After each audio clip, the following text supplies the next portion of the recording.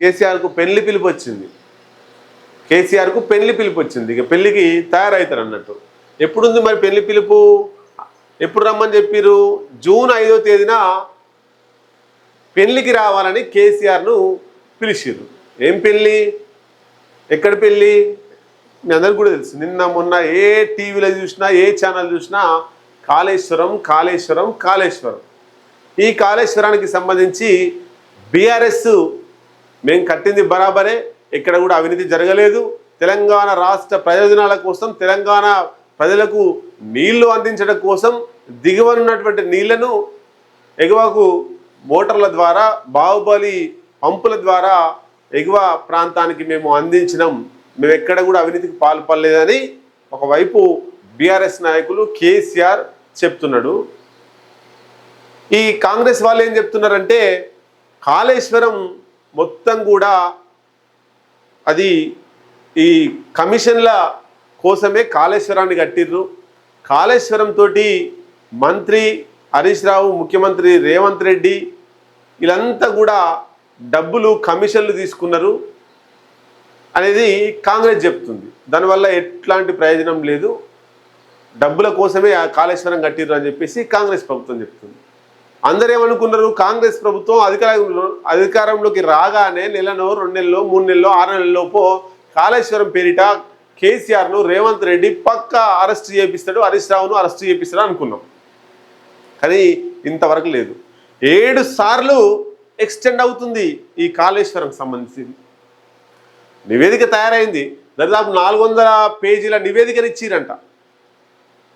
ఆ కమిషన్ ఏదైతే ఉందో ఇప్పటి వరకు తిరిగి చేసి అసలు ఆ ఎంక్వైరీ ఏంటి, కాళేశ్వరం ఏంటి, ఏంది అనేటువంటిది అక్కడ ఉన్నటువంటి ప్రాజెక్టు అధికారులను కావచ్చు, ఇంజనీర్లను కావచ్చు, ఆ సంబంధిత అధికారులను వీళ్ళందరినీ విచారించి 400 పేజీల నివేదిక తయారు చేసిందట. ఇంకా వారమో 2 వారాలు అయితే ఆ నివేదిక ప్రభుత్వానికి సమర్పించాల్సి వచ్చు. అయినా మళ్ళీ 2 నెలలు ఎందుకు వాయిదా వేసిరు? ఇప్పుడు ఎన్నోసార్లు వాయిదా వేసిరంటే 7 సార్లు వాయిదా పడ్డది. మొన్న వాయిదా పడ్డ దాంతో 7 సార్లు వాయిదా పడ్డది. ఎందుకు ఇట్లా వాయిదా వేస్తుర్రు అనేటువంటిది తేలాల్సిన అవసరం ఉంది. 7 సార్లు వాయిదా పడి మళ్ళీ ఇప్పుడు జూన్ 5న కేసీఆర్ పిలుస్తున్నారు. అంటే కేసీఆర్ కోసమే ఆగిందా? కేసీఆర్ని అలా ప్రాజెక్టులో ఉండేటువంటి అధికారులను, అఫీషియల్స్ అందరినీ విచారణ కమిటీ విచారించిన నేపథ్యంలో అందరూ కూడా కేసీఆర్ ఏమంటేనే చేసినామని చెప్పారు. కేసీఆర్ను ప్రధాన ముద్దాయిగా నిలబెట్టే ప్రయత్నం అధికారులందరూ కూడా చేసిర్రు. వాస్తవమా? కాంగ్రెస్ ప్రభుత్వానికి భయపడా ఏందో తేలాల్సిన అవసరం ఉంటుంది. అయితే ఇక్కడ కేసీఆర్ను విచారించకుండా, హరీష్ రావును విచారించకుండా, ఈటల రాజేందర్ను విచారించకుండా ఆ నివేదిక సమగ్ర నివేదిక కాదు. ఎందుకు? అధికారులు చెప్పింది ఈ నివేదిక రిపోర్టు రాసిర్రు, మరి వీళ్ళు ఏం చెప్తారో వినాలి కదా. అంటే ఇక్కడ 2 రకాలుగా నడిచింది. ఫస్ట్ అధికారులు చెప్పిన దాన్ని ఆసరగా చేసుకొని కేసీఆర్ని తెలంగాణ సమాజంలో ముద్దాయిగా నిలబెట్టి అరెస్టు చేయాలనేటువంటిది రేవంత్ రెడ్డికి ఫస్ట్ వచ్చినటువంటి ఆలోచన. దాని ఆధారంగానే అధికారులందరినీ కూడా విచారణ చేసి, విచారణ పేరుతోటి 400 పేజీల నివేదిక తయారు చేసిర్రు. కేసీఆర్ని, హరీష్ రావుని, ఈటల రాజేందర్ని విచారించకుండానే. మరి కేసీఆర్ రేపేమవుతుంది? ఒకవేళ కేసీఆర్ని అరెస్ట్ చేస్తే కేసీఆర్ని ఎందుకు విచారించలేదు? కేసీఆర్ నిజాలు చెప్పేటోడు, నిజాలు చెప్పకుండా గొంతును నొక్కేసిండు, హరీష్ రావు గొంతును నొక్కేసిర్రు. కాబట్టి ఈ కేసీఆర్ హీరో, కేసీఆర్ ఏం చెప్తాడో వినాల్సింది. తొందరపడి రేవంత్ రెడ్డి అరెస్ట్ చేసిండు అనేటువంటిది జనాలలో వస్తుంది. బీఆర్ఎస్ నాయకులు అట్లా కొనసాగిస్తారు, ట్రెండ్ని సృష్టిస్తారు. కాబట్టి మళ్ళీ రేవంత్ రెడ్డి ఒకసారి దాని మీద పునరాలోచన చేసి ఏం చేసిండంటే కేసీఆర్ను కూడా అడుగుదాం, కేసీఆర్ను కూడా విచారణకు పిలుద్దాం, హరీష్ రావును పిలుద్దాం, ఈటల రాజేందర్ని పిలుద్దాం. ఇక ఈటల రాజేందర్ని ఎట్లయినా పక్కగా పెట్టేస్తారు. ఎందుకంటే ఆయన బీఆర్ఎస్ పార్టీలో లేడు, బీజేపీలో ఉండు, ఆయన ముట్టుకుంటే బీజేపీ కేంద్ర ప్రభుత్వం మళ్ళీ ఇంకొక ఇబ్బంది పెడుతుంది. కాబట్టి ఈటల రాజేందర్కు మినహాయింపు ఉంటుంది. అంటే పిలుస్తున్నారు కానీ ఏదో ఎందుకు పిలవలేదు అనేటువంటిది కూడా ప్రశ్న వస్తుంది. ఆయన ఆర్థిక శాఖ మంత్రిగా ఉన్నాడు, అయినా ఆయన ఎందుకు పిలవలేదు? నిధులు ఆయన ఆర్థిక శాఖ నుంచి బయటకు వచ్చినాయి కాబట్టి. అంటే ఈటల రాజేందర్, రేవంత్ రెడ్డి ఒకటే, కాంగ్రెస్ బీజేపీ ఒకటే అనేటువంటి సంకేతం ప్రజలకు పోతుంది. కాబట్టి ఈటల రాజేందర్ని నామకే వాస్తు పిలుస్తున్నారు ఈ కాళేశ్వరం ప్రాజెక్టు విచారణలో. మరి రేవంత్ రెడ్డి ఇప్పుడు కేసీఆర్ని విచారణకు జూన్ 5న పిలుస్తుండు. తర్వాత నెక్స్ట్ 6న ఈటలను 9న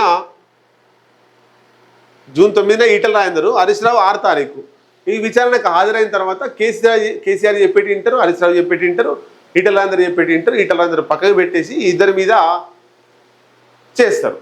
ఇది మరి సర్పంచ్, గ్రామ పంచాయతీ, మున్సిపల్, ఈ ఎంపీటీసీ, జడ్పీటీసీ ఎలక్షన్ల కంటే ముందు జరుగుతుందా? ఇది అయిపోయిన తర్వాత జరుగుతుందా? అరెస్టు చేస్తారా?